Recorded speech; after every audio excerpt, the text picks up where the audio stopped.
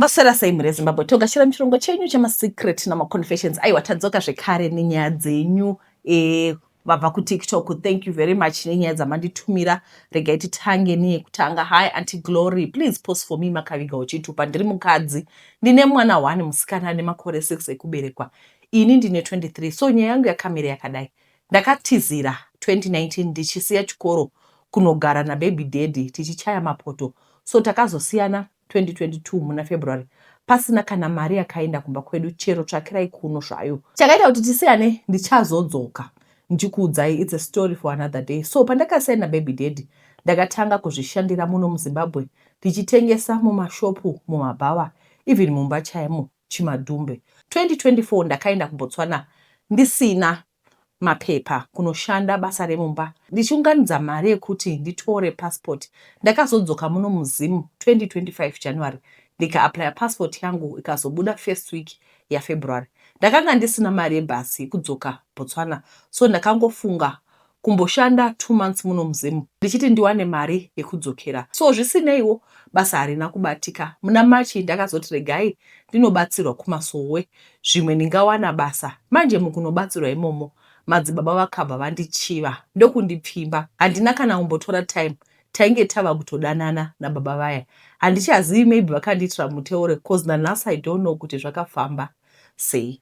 Madzibaba vakabva vatanga kundipa mutemo wekuti handidi kukona uchiwirirana okutaura nevanhu pamasowe pavo ipapo, uye usaudza vanhu kuti tinodanana, okuonekwa uchiuya kumba kwangu unotoita zvekutaimira cause zvinokanganisa basa rangu remweya. Ndakangoti it's okay. Zvimwe zvose ndaigona, asi chandakatadza ndechekunzi usataure nevanhu. Apa ini ndinoda nyaya tete, uye ndiri munhu uya akasununguka zvekutodaro. So ndakazotanga kuwirirana nekamwe kamusikana kubva katanga kudhomoka umwe musi kachindiudza kuti kanodana madzibaba vaye, uye kakatoudzawo kuti mukadzi wavo akaenda uye vane vana 2. Ini handina kana kumbobhilivha cause aiva mudiki 17 years. Apa madzibaba vatiri kutaura nezvavo vainge vane 37 ipapo. Inini handina kana kumbovabvunza baba vaya nemusikana uyu. Hapana kutora time ndakabva ndatanga kuwirirana neumwe musingle motherwo, iye aiva muhombe manje. Even kwandiri aiva wa1999. Akabva tangawo kundiudza nyaya yake yekudanana madzibaba vaya nezvaaishushikana nazvo murelationship yavo. So ndakabva ndangofunga kuti maybe vanhu ava vakatowanda kubva ndagaya zano rangu. Ndini uyo ndakabva ndatanga kuwirirana nemukadzi wese pachechi ipapo. Ndipo pandakaona kuti timemba ichitodana nevanhu hobo, including vakadzi vevanhu. Ipapo ndakamubvunza akati ndaida kutsvaka chaiye chaiyo anoita kugara naye. Ndikati bho. Akabva ati tinoda kuziva anyone wekumba kwenyu kubva ndanomuratidza gogo vangu vanova ndivo vane mwana wangu. So far momu wangu vari kuSouth Africa vakasiyana mudhara wangu. So tete baba those days vaita zvese kubhadharira mwana school fees, kutenga mauniform, kumeka sure kuti tadya tese nemhuri yekwangu. Vakambondipa mari yekuti nditange business remacosmetics zvichitofaya. Then vakazoti ndoda kunovhura sowe kudhuze nekumusha kwavaibva. Handichataura hangu zita racho, ndinozivikanwa. Vakati vari kuda kuenda neni, ndakabvuma ndobva taenda. Nanhasi ndiko kwandiri. But sowe harina kuzokunda kuvhurwa. Mari yebhizinesi vakazoitora ndakuda kunohodha, vakati vanozondipa kana zvinhu zvaita zvakanaka. Ndikanzwisisa.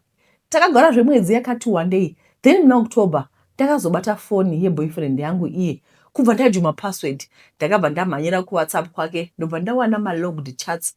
Kubva ndama-unlocka tete ndakaperwa ndichiona chat remukadzi wake aitova kuruzevha kwainge akavaka. Ini ndinolojerwa mutown macho. Mukadzi atori nevana 2. Pari pandaona chat rake nabhangu uyu aitova nenhumbu yemwana wechi2. Ndakadzika nemachati wanike baba vatori nevamwe vana more than 10 with different mothers. Apa nemukadzi padeni ndakabvunza zvikanzi ndainge ndichizokuudza kungoti zvinhu zvaindiremera kuzvitaura. Ndikamuti ko waitaona mukadzi 1 uye une vana 2, manje chiichi? Akabva nditi sorry ndakanzwisa but handina kuudza gogo, ndakangonyarara. Manje problem iri pakuti hachatumiriwo mari kana kune mwana wangu nenguva like zvikoro zvinovhurwa pasina school fees. Apa ina handishandi yechikafu chaicho chekuti mwana atakure achienda kuchikoro. Ndinototi ndikawana munhu ari kuda kurukwa musoro pamba ndiyo andotumira kuti mwana agowana chekutaura achienda kuchikoro. Apa ndisati ndaane maclients hopo zvekuti ndingakwanisa kubhadharira fees ndega tete. Zviri kundirwadza moyo. Mwana wangu panondiudza kuti adzingwa kuchikoro ndotombochema asi handizivi kuti ndochidii kuti ndibude munjere randiri iri. Apa madzibaba vane tamba yavakandiisa muchiuno, hanzi rukawo, uye ukaita zvekutiza hapana chinofamba kwaunenge waenda ikoko, unotambura zvausati wakamboona uye usatombofunga hako kundiramba nekuti handirambi zvekumhanya. Handizivi kuti ndodii mhuri yeZimbabwe. Please help me nemaadvice enyu. Kana maposta mundizivisewo ndichange ndichitevera comment section. Ndatenda. Nyaya dzinoitika mucountry medu mune nyaya dzinonaka vakomana. This is a religious leader. Andimazviona. Ndi religious leader vakatoti kwai iwe usafa wakati bufu relationship yangu kuna anyone. Ndokutozoona kuti aiwa munhu ari kudana nechechi yose navakadzi vavanhu ipapo unodana nawo. Ndotoda sekuti mistake yamakatoita ndeyekuti after madiscover ma-red flags ose kuti adana ne17 year old, adana nevakadzi vakuru, adana nevakadzi vavanhu, adana negungano rose, mukadzi wose auya achida kuzoitirwa muteuro unodana naye. Imi you continued with this relationship. Ndo pakagara padore sveka. Heidi, what I can say to you is tsvakai basa, munoruka, animagara munoruka. Chiitoona kuti moita sei, nekuti dambudziko ripo inyaya yekuti mwana haangashayi school fees. Handiti. Saka nyaya iripo ndeyekuti tsvakai maclients, build a client ukati totsvaga handizivi kuti mungaisa chibhakani moti tinoruka. Motoshandisa mapikicha. Tsvakai mapikicha, mona zvinoita vanoruka kuno. Vanotora mapikicha voisa mapikicha mastaira voisa chibhakani apa. Monoruka motoshanda mosunga dzisimbi nekuti makaiswa zvetambo mukanzi kwai imi hamuna kwamunoenda. Zvinhu zvacho ende kana mukazvibhilivha zveshe hamuna kwamunotomboenda because anenge achita kunge akakuisa anything, but handifungi kuti pane zvaakamboisa. Anyway, comment section munongotiudzawo wedare kuti munofunga kuti kudii. Hai tete ndiri musikana 22 years ndaidana nemuvhenda so handichamudi. Apa ari kuramba kurambika. Ndoita sei? Ndakutya ndikamubloka ari kuuya kumba achida kutondirova. Tete please help me, ndodii? Ndakamboudza mumupurisa akati akauya achida kuita zveviolence fona. Ndogara muLimpopo tete, dambudziko nawo ari kundisendera mavhidhiyo evanhu vari kuurayiwa. Hanzi ndaitombova guma. Saka ndityi munhu tete. Zvakaoma. Ndotiza here? Ndoendepi? Zvandiomera. Zvakaoma chokwadi. What I can say is maybe munongochinja phone number. Handiti kana machinja phone number mobva machinjawo pekugara, kana mamuchiroja apo munotsvaka mukukuroja. Handizi kuti zvinomake sense here because kana munhu achiza paunogara anoramba achiuya achizokuthreatena. Ndozvandiona. Hai tete please pause for me. Ndauyawo nenyaya handinayo yemusikana kana kuti njuzi wandakaona. I don't know kuti vanhu mungaiti njuzi here kana kuti munhu, asi regai ndipinde munyaya yangu. Ini ndiri mukomana ane 20 years. Ndakakurira kumhuri kwaive nevanhu vaitambura, asi noti pakuzosvika pakuzorara tisina kudya zvedu. Ndaigara namai vangu vakasiyana baba ndichiri mudiki. Saka ndaingoenda kumaschool holidays kuna baba vangu. Panyaya dzechikoro ndakagumira hangu form 4. So mostly ndaigara namai vangu. So ndakazoti ndapedza form 4 handina kuzonyatsobuda hangu zvakanaka pamaresults. So ndakazoya muSouth Africa namai vangu. So chakaitika ndechekuti taigara padyo neRwizi. Saka ndakazoti one day mai vangu vakanditi mwanangu enda mbonozama kuraura fish kuRwizi. Saka ini sezvo ndaifarirawo zvekuredzawo fish ndakainda. First day ndakabata fish hombe dzakawanda. Saka ndakazoramba ndichienda ikoko kunoraura. Saka ndakazoti one day manje ndaenda panzvimbo pandaingoraura everyday. Saka panga paine zidombo. Ndakaona paine musikana anga akagara padombo pamusoro paro. Apa ainge akapfeka dress refu raivhara makumbo. Apa ainge ari mutsvuku. Akanaka zvekutodaro. Ndakarohwa nehana kuti ko munhu uyo ndiani because yanga ichori first time kumuona. So ndakamumhorosa nechirungu akandidaira neshona. Ndakatoshamusika kuti anogona chishona. Saka musi uyu handina kuzoraura zvakanaka because ndanga ndichingoyevedzwa nemusikana iyeye. Apa ndaitomuda asi ndaitya kumuudza because akanga asitombori type yangu. Saka iye akazondibvunza zita rangu ndikamuudza akanditi ndakanaka. Ndikanzwa manyukunyuku ndipo pandakakumbira nhamba akanditi hana foni. Ndakatoshamusika kuti munhu akanaka kudai anongoshaya foni sei. Ndakazoti hazvinei. Ndakamubvunza kuti kana ndichizoda kutaura naye ndomuwana sei. Akanditi ndinofanira kuuya paRwizi ipapo. So takazoronga zuva rekuti tisangane. Saka takazosangana paRwizi rimwe zuva. Apa ndanga ndiine kamari kangu ndatengesa fish dzangu. Saka ndakazoenda kuRwizi ikoko ndakaona chimoko chiripo chakandigarira padombo paya. Saka ndakamutengera machips asi akandishamisa akaramba. Akatanga kudya fishi dzakaomesa. Asi handina kumbozvisa mumaindi dzangu. Saka iye akazongondiudza kuti anondida ndikabvuma hangu. Takadanana kwechinguva asi chaindishamisa ndechekuti taingosangana kuRwizi. Akanga achifara kupfeka malong dress nebhutsu akavhara makumbo ake asingadye zvimwe zvinhu kunze kwefishi dzakaomeswa. Saka one day ndakazomuti hande ndinokuzivisa amai vangu, asi akaramba akati handikwanisi kufamba malong distance. Ndikamuti ko kumba kwenyu ndekupi? Anga asingadi kundibudira pachena.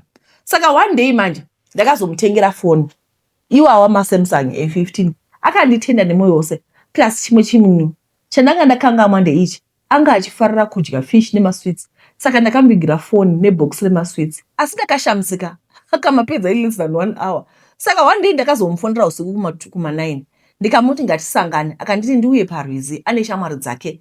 Pandakaenda ikoko ndakasvikowana varipo 3 vasikana vakanaka chaizvo, ende yakanga iri first time yangu kuvaona mafriends ake. Ndakamuona zvese zvinoitwa murudo toita kuchodana, asi hedu bonde hatina kuita zvedu. Asi chaindishamisa ndechekuti ndaiti kana ndikamubundira ndaisa maoko angu kumagadziko kwake ndonzwa senge pasina chinhu, like haasi normal. Haana kuita sevamwe kuparadzana. Okay, haana kuita sevamwe kuparadzana, asi ndakangoti pamwewo. Saka akati pakauya nemafriends ake ndakamuona, then ndikabva ndamuti ndakuenda kumba kwedu. Akanditi it's okay, totaura pafoni. Saka ndakanyepedzera kunge ndaenda ndichida kumuhwandira. Chinangwa changu changa chiri kuda kumutera kumashure kwake kuti ndione kwaigara, sezvo akanga asingadi kunditaura kumba kwavo. Saka ndakamuhwandira, ndakaona achibvisa dress rake, asi ndakavhunduka ndichiona kuzasi aine muswe wefish. Paakabvisa bhutsu dzake akanga asina makumbo, akanga aine tunhu tuye turi kumashure kwefishi tuya twainoshandisa pakusima. Saka ndakangoramba ndakanyarara. Mafriends akewo akanga akadaro. Ndakatya tete, ndakavaona vachinyora pasi pemvura. Ndoda kuratidza kuRwizi kwacho tete, kozi vazhinji havasi kundibhilivha, asi chokwadi zvaMwari chaizvo. Nawo musikana iye ari kungondifonera, asi ndakutya, handichadi kusangana naye. Ndodi mhuri yeZimbabwe, please ndibatsirewo tete, regai ndikupei namba dzake mumbotaura naye, ini ndakutya. Ndiyo yanga iri secret yangu, nchange ndiriwo macomment section.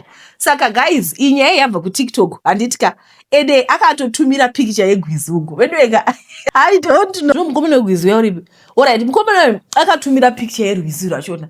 Handizivi kuti nyaya yake ndechokwadi here kana kuti ndeyekufoma, kana ndichi it's all up to you kuti musiye macomments kuti mofunga kuti chokwadi here kana kuti nhema. Ari kuti iye akasangana nenjoso kugwizi. Makasimba here vatete, ndinoreurura kuba mbudzi yavamwe mbuya mumaraini medu. Makasimba here vatete, ndinoreurura kuba mbudzi yavamwe mbuya mumaraini medu. Vatete ndakati ndikabira mbuya ava, chero vakazvinzwa pavachadonzva ndinenge ndaenda. Saka ndakanoba mbudzi ndichiitira kuti ndigodya zvangu nenyama yakanaka. Yainge yava nguva yechirimo, mufusho wainge wava kurwadza. Ndakafunga kudzumburudza muromo, asi nehangu ndaingova wanga shiri sina makushe. Ndairarama nekungoita zvemaricho ndisina pandinoti apa ndakabata. Saka mbuya muKaradhi vakandidana kuti ndivabetsere kutsokonyora nekurongedza chibagwe chavo ndichiisa mudura. Havana kuziva zvakare kuti pandiri kuita basa pamba pavo ndiri kutomema kuona kuti chii chandingadzoka ndikatora. Ndainge ndakatozviita mudzimba dzine chitsama. Ndakangosvika ndikatora mbudzi yaiva payo yoga. Ndaizoita machikichori chaiwo. Ndakatanga nezinyenze nemusoro namakumbo. Nyama ndakavedzenga ndikaisa pamutariko, ndikasasa munyu kwakusasika kuti isaita makonye. Ndakatoita kanguva ndisingatengi usavi, ende unhubu hwambuya muKaradhi vakamirira kuti nditange ndapedza kuti ndigozopinda busy. Ndiri kuti ndikasvika pavanhu ndotanga kuchema sembudzi. Vatete hazvina kuperera ipapo, ndakatanga kumera ndebvu upepe dzembudzi. Ndikangosvika pavanhu ndipo pandinotanga kuchema sembudzi. Ndakambonokumbira urengero kuna mbuya muKaradhi ndikati ndinoripa hangu, vandipe basa rokuita, ndinoshanda vasingandipi mari. Vakanditi vainge vasina mbudzi dzakabiwa, saka zvandaitaura vaisaziva kuti zviri kurevei. Vatete ndizvo zvandasangana nazvo kuba kwandiparira, ndapinda tsekwende hombe. Guys, I don't know kuti why do we take advantage of the elderly, mapensioners edu? Why don't you respect older people? Like you said kuti pavachadonzva vachiuya ndiye ndatotiza, you're taking advantage of that, not knowing kuti one day you're going to be in that same position. And imagine vari mai vako vari kutreatwa this way. Handizivi kuti tiri vanhu vakaita sei, asi pane dzimwe mharapatsetsese dzatinogara nadzo mumamana umu dzakaganga. vanhu vakuru kazhinji kachona we take good care of them. Even handiti aitodzisawo kuti kana mukapinda mubhazi ukaona gogo vakamira, sumuka uvape pekugara. Handiti we need to respect this, we need to respect vanhu vakuru. So I don't really understand kuti zvinonyatsofamba sei, but zvinhu zvakashata kubira vanhu vakuru. Alright, regai tipinde munyaya inotevera. Vatete ndakaenda kun'anga ndichiti ndiitewo mari, vakanditi mushonga yeropa inogona kunetsa vanhu mazuva ano. Vanhu vakuromba nenhengo dzemiviri yavo. Ndakaona iri pfungwa yakanaka sokuti zvezvikwambo zvaizonetsa. Unogona kuromba nechigumo chako, unogona kuromba nenhengo yako, unogonawo zvakare kuromba nenzeve, zvichireva kuti nhengo yaunenge waromba nayo haizoshandi zvakare. N'anga yakanditi yaiva neumwe mushonga wekumedza. Mushonga uyu waizogara mukati memudumbu mangu. Kufamba kwanenge ndichiita up and down, ndiko kufamba kunenge uchitawo business rangu. Ndakati zvakanaka, ndokupiwa kamhonzi kadiki diki vatete ndikamedza. Anondiona anongoti mai ava havagari pasi. Ndaiswera kufamba kunge mukwasha wezuva. Ndakatotanga kuita mari kuti ndiite disguise yakanaka. Ndakatanga kuita senge ndiri health conscious. Ndaimuka makuseni ndonoita ma-exercise, manheru zvakare ndonoita ma-exercise. Zvinhu zvakatanga kufaya. Ndaitova nejimu nice. Chero mafuta ainge ava mumuviri wangu akatanga kudonha. Asi ndakazoita dambudziko rimwe chete vatete. Chinhu chiri mudumbu mangu chinondiruma. Handina maacid, handina maulcer. Ndakaitwa endoscopy, asi hapana chakaonekwa nemushini yemazuva ano. Munoziva ndinoruma kunin'a. Chaakundirodza ndechekuti ndava kuita tsvina ine ropa. Ndiri kuziva kuti mhonzi mudumbu mangu yaisava mhonzi, asi chatova chinhu chiri kundipedzera mazuva. Vatete zvandaiti ndadonha mafuta zvaitova nani. Iye zvino ndadonha kusara makodo chete. Ndinosimba nepi ini ndine chinhu chipenyu chinofamba mudumbu mangu. Ndinosimba nepi ndichiziva kuti ndakazvisacrifice chasara kufa. Ndinosimba nepi ndichiziva kuti anytime ndinodonha ndikafa, ko upfumi hwangu huchadyiwa nehama dzisingazivi zvandakapindana nazvo. Ndinoona sekuti vaya vanoromba neropa vari nani, nekuti vanosarudza avanoda kuti aende ivo vachimboenjoya zvavo. Zviri nani pane zvandakaita izvi zvekusarudza kuita muviri wangu mupiro. Vese vanoda kuzoromba zvikanzi itai sacrifice yemuviri wako, beta ugare wasiyana nazvo. Ndakaona kuti dai ndakaita honest living ndaitozova nani pane zvandakabatana nazvo. Ndiyo inonzi ndomene mazvokuda mavangainyora. Izvozvi ndiri kuti ndikanozvibatsira ndava kuti ropa plus zvinyama zvinobuda ndiri kupera ndichifamba vatete. Ai, zvakaoma. Every day tinoramba tichisangana nenyaya idzi and people they don't give up. Vatete, ini ndiri murume ane makore 47 uye regai nditaure ndichiti ndine barika rangu rine vakadzi vana. Kazhinji murume ndiye anogona kuromba, mukadzi ari murima asina kana chaanoziva, kana kuti mukadzi anoromba murume asina kana chaanoziva. Asi ini namai nenyasha takaromba tose. Vatete, kutoisa musoro pamwe chete kuti upenyu hwawo mamai mwana tingabuda sei munyatwa iyi. Vana vedu vorarama here upenyu hwatakararama hwekuenda takaisa mangai muchipepa cheshuga? Kwete, takadhisaidha kuti upenyu hwaizorarama vana ivavo vatete taida kuti huve upenyu huitewo nani. Vapfekewo hembe dzinodhura, vaendewo kuzvikoro zvakanaka zvinodhura. Tivapewo a good start in life. So nemudzimai wangu takaisa musoro pamwe tikaona zvakakodzera kunotsvaka zvitsvakiwa zvinotiitisa mari. Vatete taitoita zvataita tese ende taiisa musoro pamwe chete tichiwirirana zvakare. Takaenda kuMosa tikanopiwa zvikomana zvitatu zvakasviba kuti tsvo. Takaudzwa ma-terms and conditions ezvikomana zvipfupi izvi zviri zvitatu. So taizozviona kana nguva yakwana. Sokuti kana chinopiwa zvitokoloshi hazvingotangi nekuita mademands. Zvinotanga zvambokushandira kwemakore zvozotanga kuita mademands. Takazvitora zvakanga zvisina labor. Chikafu zvaitsvaga zvoga. Changu chazvaita kwandiri kwaiva kundivigira mari ndigere. Vehama musandishora. Chakaita kuti ndirombe kuda kugadzira ramangwana revana. Ndakavaka dzimba dzakati kuti ndikainvesta mabusiness akasiyana siyana anosingagoni kudana nemazita. Ini nemudzimai wangu pamwe nevana takatoupgrade imba yataigara tikatotengawo kumasababu. Chikafu changa chogara chiri mumba uye chisina mazita. Vana vakatanga kuendawo kuzvikoro zvinodhura. Wega unoona kuti quality yeupenyu yachinja. Vatete, ndichiromba ndizvo zvoga zvandaitsvaka kuti upenyu husanduke. Asi chinhu chose chine payback time. Zvikambo zviya zvakatanga kudhimanda kuti dai zvava nemukadzi. Mutsvakurudzo dzandakaita ndakanzwa kuti zvitokoloshi zvine libido yakanyanya. Takawira namai nenyasha tikati zvatasvika pachinhano chakadai tochidi manje. Vatete tainge tisiri prepared kurasikirwa nekaupenyu kakanaka kataiva torarama. Kana mumba muine mari chero mufaro unowedzera. Ine mudzimai wangu takadhisaidha kuti ndaifanirwa kuroora umwe mukadzi. Mumwe mudzimai achazoita mudzimai wechikwambo. Vatete handitizisi ndinotoroora vanhu vopfeka majavha kuti nyaya yedu itendeseke. Tinongoudza vanobvunza kuti takarambana kare tava kugarira vana bedzi. Ndakaroora vakadzi vanosvika 3. Umwe neumwe ndinomutengera imba yake, mota yake, pamwe chete nekumuvhurira business rokuita. Handidi munhu anotaura zvakaipa pamusoro pamai nenyasha, and handiendi kumasmall house every day. Ndinogona kuenda kamwe pavhiki kumba kweumwe. Vanotoziva kuti ndiri munhu akawandirwa nezvekuita. Vanozviziva zvakare kuti vari pabarika. Barika rangu harisi rekuvanza tete, ritori official. Vakadzi vangu vanozivana. Asi kutanga panumber 2 zvichienda mberi, vakadzi vezvikwambo ndakavaroorera zvitokoloshi. Vakadzi vezvitokoloshi kutanga panumber 2 kusvika wokupedzisira hapana wandinoda kana nekapisi kese.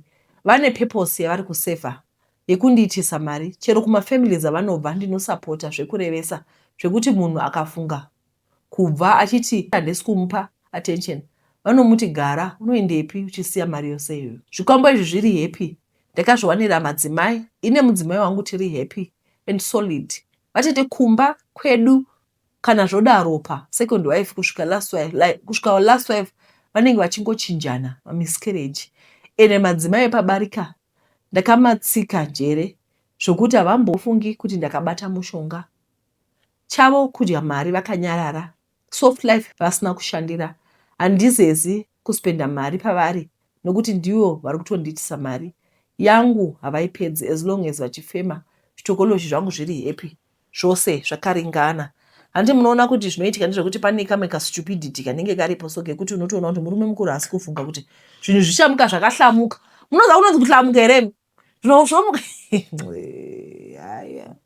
ndingandiseke. Zvinhu zvinomuka zvisachakuzivi. Ugotanga kufa kuti kofa mukadzi wako. Angori ma-terms and conditions ekuti kwai who can you fool?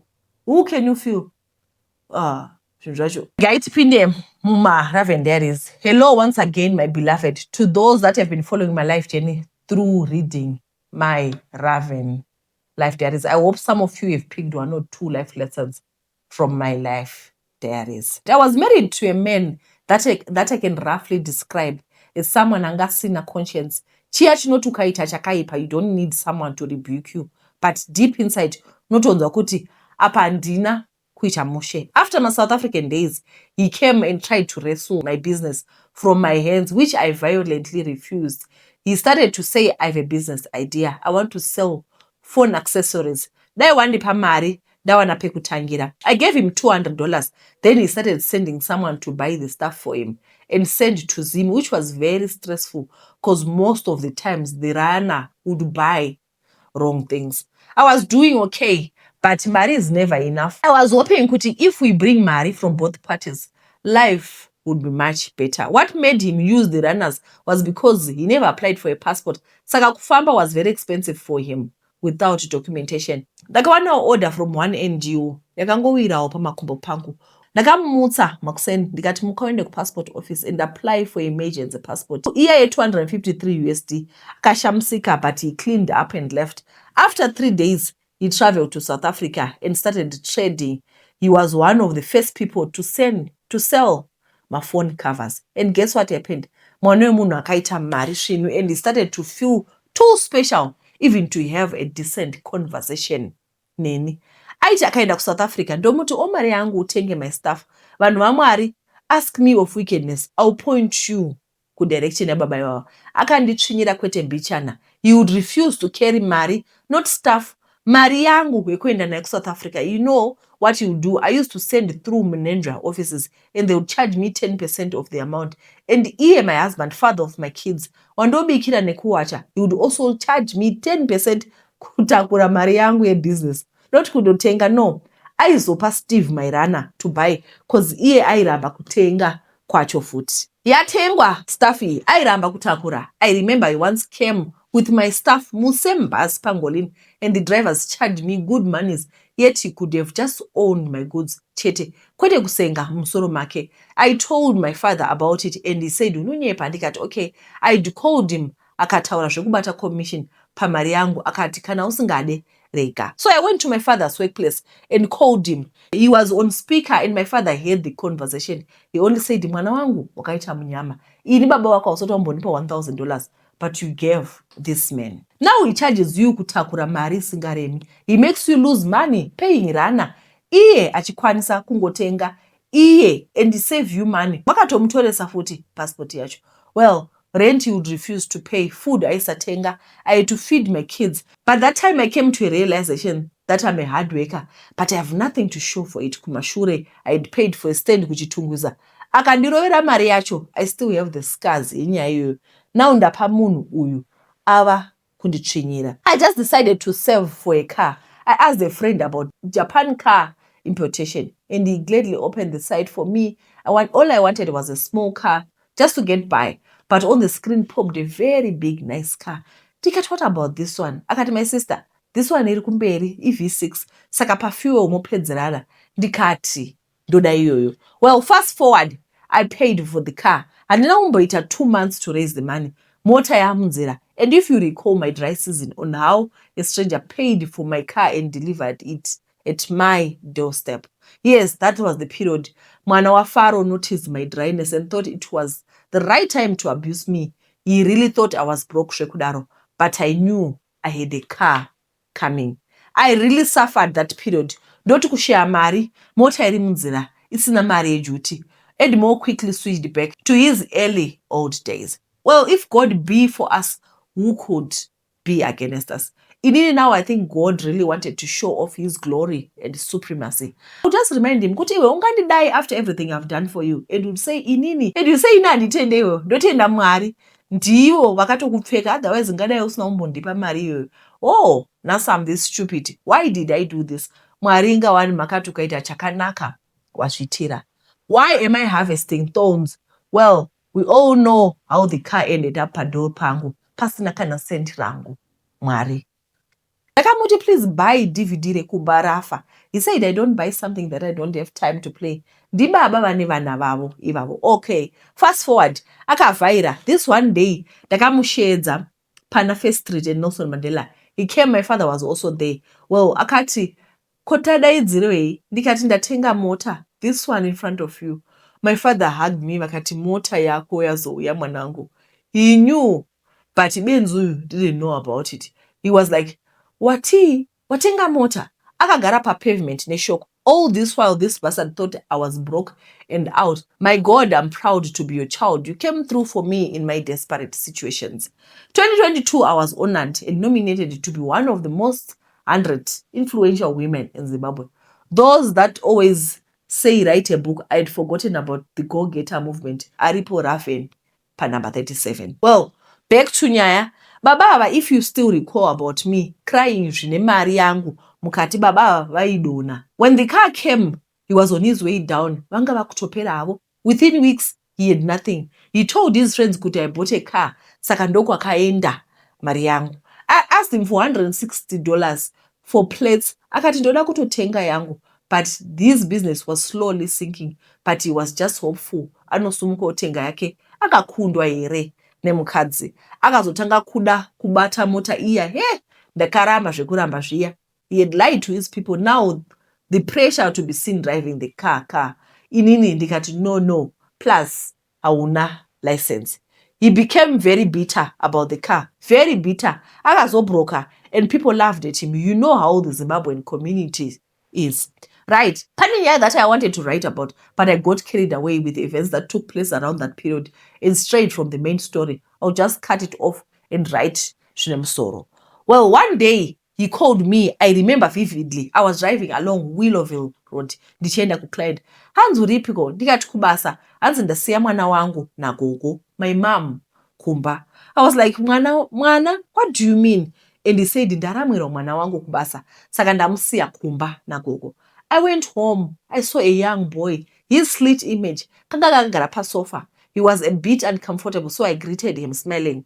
Kuti adzikame. I asked him his name akati Panache. I wish I could take him, but munobva mananga kuna baba vacho. He had a torn shangani bag filled with dirty clothes. I cooked, gave him food, waited for the father to explain himself.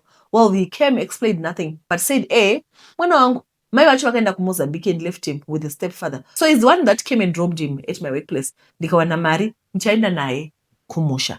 I kept quiet and continued with my life.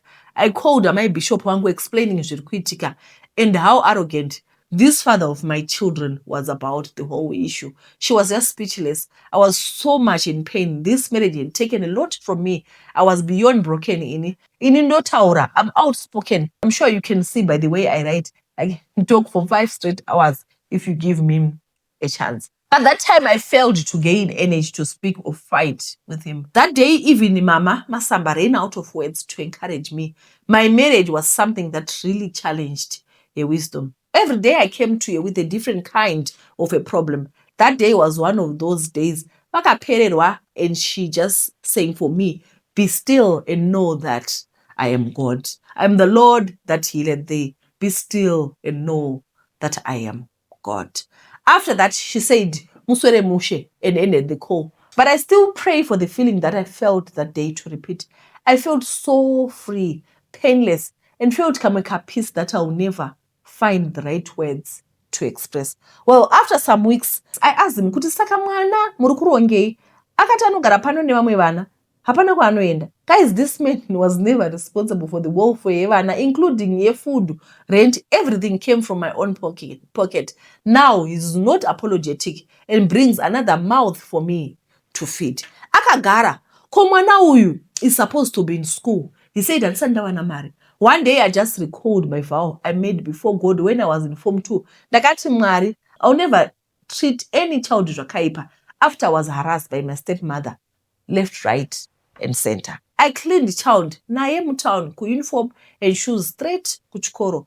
I asked to see the headmaster. I got into his office. Ndikati baba, I know my situation is very complicated, but tambireo kamwana aka pano. For the sake of the God I believe in, please give kamwana aka nzvimbo.